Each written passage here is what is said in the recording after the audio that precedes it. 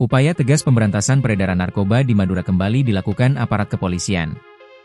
Sebanyak 7 bangunan mewah yang diduga hasil tindak pidana pencucian uang peredaran narkoba disita tim gabungan di Kabupaten Bangkalan, Jawa Timur, Kamis, 2 Oktober 2025. Penyitaan ini dipimpin langsung di Tres Narkoba Polda Jatim dengan dukungan penuh Polres Bangkalan. Total 493 personel gabungan dari Satbrimob, Satsamapta, Gegana, hingga lintas fungsi diterjunkan dalam operasi besar tersebut. Kapolres Bangkalan AKBP Hendro Sukmono menyebutkan, 7 bangunan tersebut berkaitan dengan seorang bandar besar narkoba berinisial M. Polisi sebelumnya sudah melayangkan 2 kali panggilan resmi, namun M tidak hadir. Dasar tindakan ini, jelas Hendro, sesuai dengan pasal 112 ayat 2, KUHP yang memberi kewenangan bagi penyidik untuk melakukan penggeledahan dan penyitaan.